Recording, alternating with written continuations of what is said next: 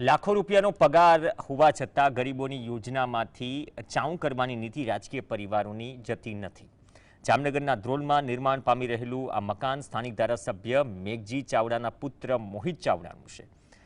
પિતા સ્થાનિક વિસ્તારના ધારાસભ્ય હોવા છતાંય મોહિતે આ મકાન બનાવવા માટે પ્રધાનમંત્રી આવાસ યોજના હેઠળ રૂપિયા 3 લાખથી વધુની સહાય મેળવી। જામનગરના ધ્રોલના ખારવા રોડ ખાતે આ મકાન બની રહ્યું છે। આ આલિશાન મકાન મોહિત મેઘજી ચાવડાનું છે। ધારાસભ્ય બન્યા પહેલાથી જ સુખી સંપન્ન પરિવારમાંથી આવતા ધારાસભ્યના પુત્રને આખરે રૂપિયા 3.5 લાખની સહાય કેમ કરવી પડી અથવા તો લીધી અથવા તો રસ પડ્યો છે તે એક સવાલ છે। સામાન્ય વ્યક્તિને આવકનો દાખલો કે આવી કોઈ સહાય મેળવવી હોય તો જાત જાતના દસ્તાવેજો, આવકવેરા વિભાગના પુરાવા આ તમામ મંગાઈ છે। સવાલ એ થાય કે મોહિતને આવકનો દાખલો અને પ્રધાનમંત્રી આવાસ યોજના હેઠળ સહાય કેવી રીતે મળી ગઈ?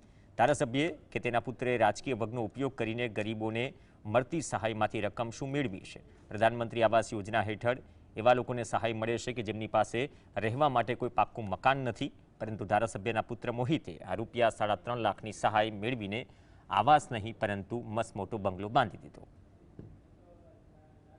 જે ધારાસભ્યના પુત્રે પ્રધાનમંત્રી આવાસ યોજનામાં મકાન બનાવતી વખતે કે આવકના સોગંદનામા રજૂ કરવાના હોય છે એને પણ અવગણી દીધા છે અને નીતિ નિયમો નેવે મૂકી અને ધ્રોલ નગરપાલિકાના ચીફ ઓફિસરથી માંડીને સ્ટાફે ચાપલૂસી કરવા માટે 3.5 લાખની સહાય આપેલી છે। જે વખતે મગજીભાઈ ધારાસભ્ય ન હતા ત્યારે પણ તેમની ખેતીની જમીન અને અન્ય સુખ સુવિધાના જે સાધનો એમના નિવાસસ્થાનમાં હતા એ આમાં લાયકાતને પાત્રતા કેળવતા નથી। જે તે સમયે જે એમને ડોક્યુમેન્ટ્સ એક લાભાર્થી તરીકે એમને આવ્યા હતા એમના દીકરા, એમને ફોર્મ ભરેલ હતું। જે અમારે ડોક્યુમેન્ટ્સથી લઈ જે પણ નીતિ નિયમમાં આવતું હતું એ રીતે અમે ફોર્મ ભરી આપેલા હતું। કાગળિયામાં એમના આવકનો દાખલો હોય, આધાર કાર્ડ, ચૂંટણી કાર્ડ, એમનું રેશન કાર્ડ હોય, એ જે તે એક સોગંદનામું આવે અને જે તે એનો દસ્તાવેજ હોય।